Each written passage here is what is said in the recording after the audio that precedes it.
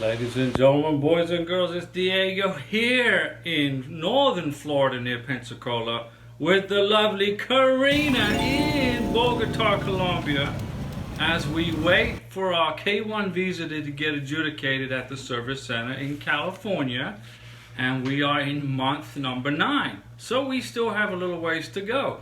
Probably a long ways to go, but it's 2023 and things are speeding up now, so that's good news. Now, this video is about immigration fees, okay? USCIS is proposing that they increase fees for certain visas, which will help hire more people, which in turn will help get your K1 visa here and processed a lot quicker. So come on along and I'll explain it to you. So here we are, January 2023, and U.S. Citizenship and Immigration Services, USCIS, have published a notice of proposed rulemaking, okay, which is called an NPRM, Notice of Proposed Rulemaking. Now what this does is to adjust certain immigration fees and naturalization benefit fees, okay? So in plain English, basically what they're going to do is they're going to raise their visa processing fees, which will allow USCIS to fully recover, okay, its operating costs and to reestablish and maintain timely processing.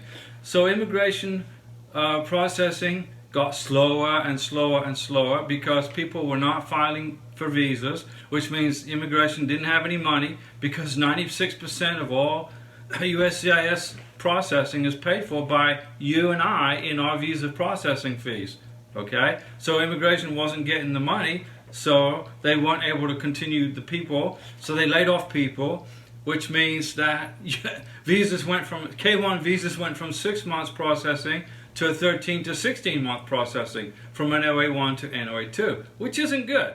Now, USCIS have not raised their fees since 2016, okay?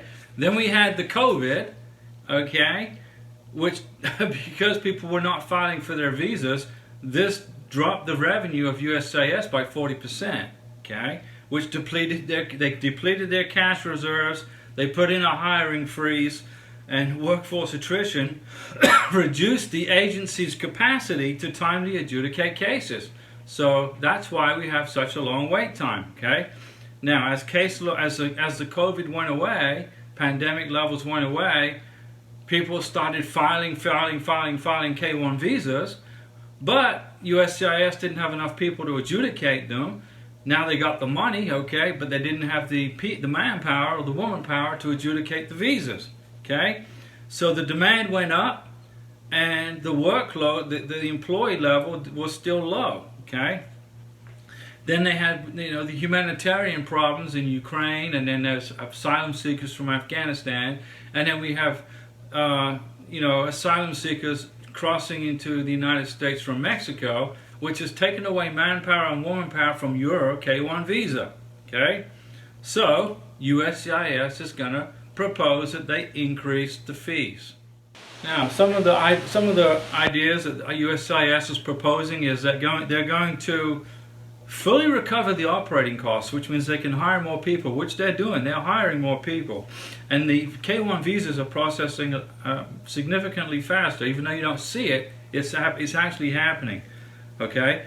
And new measures include to incorporate, ladies and gentlemen, the biometric costs into the main benefit fee of a K1 visa and remove the separate biometrics fee. So now you see the biometrics fee here, the K1 visa fee here, the CR1 visa. They're going to combine the biometrics fee into the K1 visa fee, okay?